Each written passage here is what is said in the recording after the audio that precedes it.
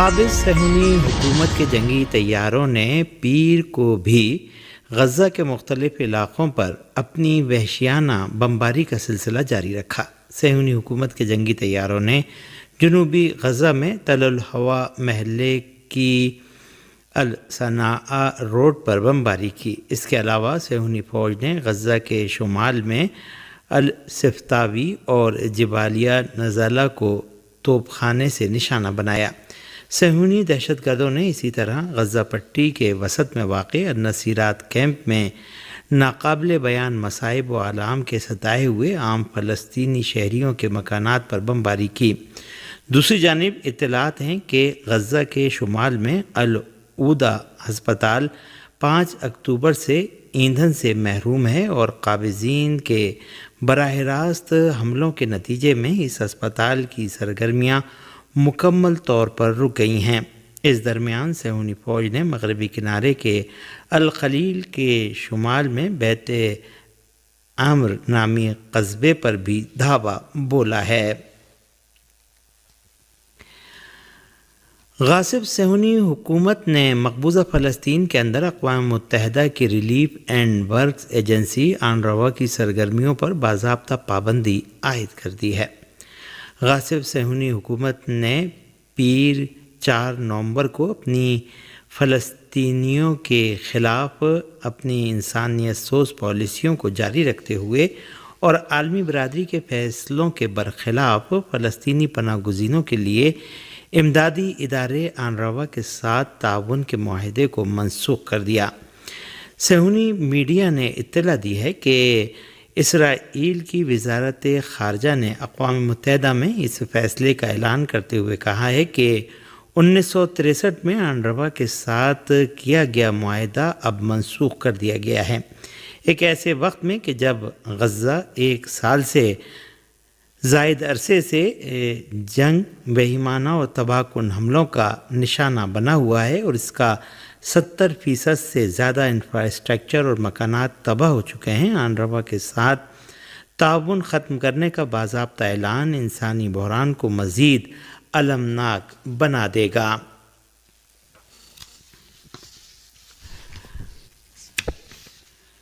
قابض صہیونی حکومت کے نام نہاد پارلیمنٹ نے گزشتہ پیر کو 10 نمائندوں کی مخالفت کے 92 نمائندوں کی منظوری سے اقوام متحدہ کی ریلیف ایجنسی کے خلاف ایک قانون منظور کیا، جس کے تحت 1949 کے مقبوضہ علاقوں میں اس کی سرگرمیوں پر پابندی لگا دی گئی۔ دوسری جانب غزہ کے شہری دفاع نے اعلان کیا ہے کہ صہیونی حکومت غزہ پٹی کے شمالی حصے میں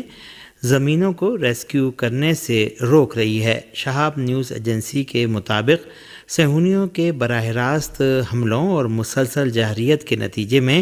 شمالی غزہ میں امدادی سرگرمیاں روک دی گئی ہیں، جس کے نتیجے میں گزشتہ 13 دنوں سے ہزاروں فلسطینی ہر قسم کی انسانی اور طبی خدمات سے محروم ہیں۔ حزب اللہ لبنان نے اعلان کیا ہے کہ تحریک استقامت نے صہیونی جارحیت کے جواب میں حیفا میں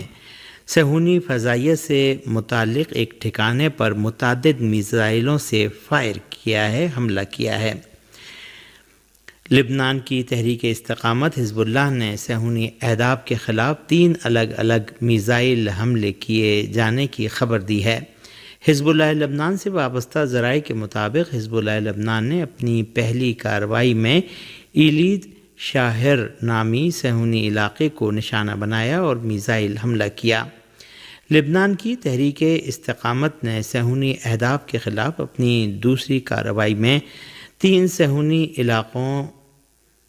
شائل، حتسور اور دلتون پر میزائل برسائے۔ حزب اللہ لبنان سے اپنی تیسری کارروائی میں میرون ایئر بیس کو نشانہ بنایا اور میزائلوں سے حملہ کیا۔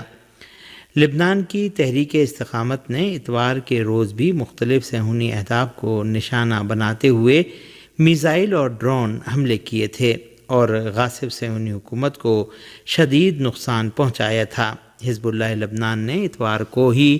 حیفا کے جنوب میں الیاکیم فوجی اڈے پر بھی ڈرون حملہ کیا۔ اس درمیان پریس ذرائع نے مقبوضہ شمالی فلسطین کے مختلف علاقوں میں خطرے کے سائرن بجنے کی اطلاع دی اور بتایا کہ خطرے کے سائرن بجنے سے غاصب صہیونیوں میں افراتفری مچ گئی اور ان پر خوف و ہراس طاری ہو گیا۔ بعض ذرائع نے ایسی تصاویر بھی نشر کی ہیں جن میں یہ دیکھا جا سکتا ہے کہ غاصب صہیونی حکومت کا ایئر ڈیفنس سسٹم حزب اللہ لبنان کے میزائلوں کو فضا میں تباہ کرنے کی کوشش کر رہا ہے، تاہم حزب اللہ لبنان کے یہ میزائل اپنے نشانے پر جا کر لگے۔ لبنان کی تحریک استقامت نے اتوار کے روز صہیونی دشمن کے مختلف ٹھکانوں کے خلاف 28 کارروائیاں انجام دیں۔ مقبوضہ فلسطین کی غاصب صہیونی حکومت کے ٹھکانوں پر حزب اللہ لبنان کے ڈرون حملے کے نتیجے میں انتہا پسند صہیونی وزیر اعظم نتن یاہو کو ایک صہیونی علاقے کا اپنا دورہ ملتوی کرنے پر مجبور ہونا پڑا۔ صہیونی اخبار یدعوت ہارونوت نے لکھا ہے کہ نتن یاہو کے دورہ المطلع سے 20 منٹ قبل اس علاقے میں لبنان کی تحریک استقامت نے ڈرون حملہ کیا۔ انتہا پسند صہیونی وزیر اعظم نتن یاہو اس علاقے کا دورہ کرنے والے تھے جو خوف و ہراس کے نتیجے میں اپنا دورہ منسوخ کرنے پر مجبور ہو گئے۔ نتن یاہو کا یہ دورہ ایسی حالت میں انجام پا رہا تھا کہ اس علاقے کے غاصب صہیونی مقبوضہ شمالی فلسطین پر حزب اللہ لبنان کے جاری حملوں کو ناکام بنانے میں نتن یاہو حکومت کی ناکامی کی بنا پر شدید برہم ہے اور ان میں نتن یاہو کی بے بسی پر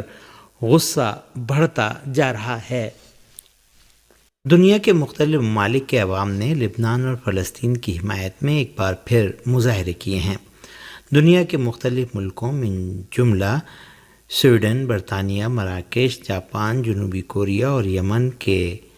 لبنان اور فلسطین کے حامیوں نے اپنے مظاہروں میں لبنان اور فلسطین کے عوام سے اپنی یکجہتی کا اظہار کرتے ہوئے لبنان اور فلسطین کے عام شہریوں کے خلاف مقبوضہ فلسطین کی غاصب صہیونی حکومت کی جارح فوج کے جاری وحشیانہ حملوں کی شدید مذمت کی اور غاصب صہیونی حکومت کے ہاتھوں نسل کشی کا سلسلہ بند کیے جانے کا مطالبہ کیا۔ ان مظاہروں کے شرکا نے فلسطین و لبنان کے پرچم لہرانے کے ساتھ اپنے ہاتھوں میں تحریک استقامت کے رہنماؤں من جملہ حزب اللہ کے سربراہ شہید سید حسن نصر اللہ کی تصاویر اٹھا رکھی تھیں۔ ان مظاہرین نے امریکہ اور اسرائیل کے خلاف شدید نعرے بھی لگائے۔ ترکیہ کے عوام نے بھی غاصب صہیونی حکومت کی زین کمپنی کے لیے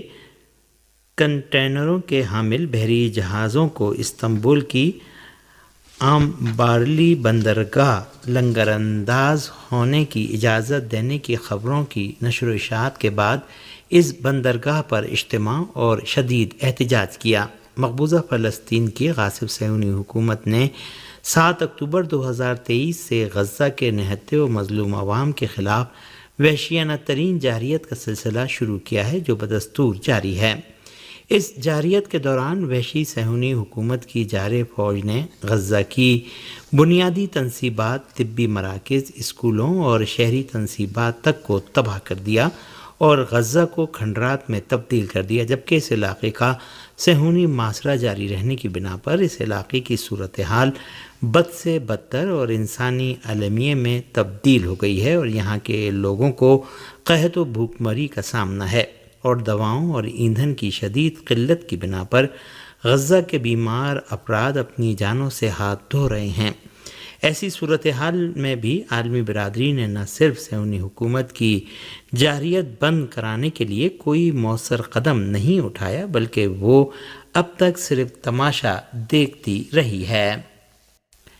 صدارتی امیدواروں کے حامیوں کی جانب سے دوبارہ تشدد، ہنگامہ آرائی اور بلوے کے خدشے کے پیش نظر امریکی پولیس وائٹ ہاؤس کے قریب سخت حفاظتی باڑ لگانے پر مجبور ہو گئی۔ پولیس نے یہ فیصلہ صدارتی انتخابات سے ایک روز قبل کیا ہے۔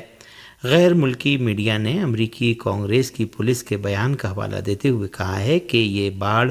ایک اضافی سطح کی سیکیورٹی کے ایجنڈے میں شامل ہے اور ایوان صدر وائٹ ہاؤس کے علاوہ کانگریس کی عمارت کیپٹل ہل کے اطراف میں باڑ لگا کر ان کے آس پاس کے کچھ علاقوں کو اگلے امریکی صدر کی تقریب حلف برداری تک بند کر دیا گیا ہے۔ 5 نومبر بروز منگل امریکہ میں صدارتی انتخابات ہونے جا رہے ہیں، جس میں امریکی عوام آئندہ 4 برسوں کے لیے اپنے صدر کا انتخاب کریں گے۔ قابل ذکر ہے کہ 6 جنوری 2021 کو سابق امریکی صدر اور موجودہ انتخابات میں صدارتی امیدوار ڈونلڈ ٹرمپ کے حامیوں نے 2020 کے صدارتی انتخابات کے نتائج کی تصدیق کو روکنے کے مقصد سے کانگریس کی عمارت کیپٹل ہل پر دھاوا بوجھ دیا تھا، جس کے دوران امریکی پولیس فورسز کے ساتھ جھڑپ میں ایک خاتون سمیت کم از کم 5 افراد ہلاک اور 1,500 سے زائد زخمی ہو گئے تھے۔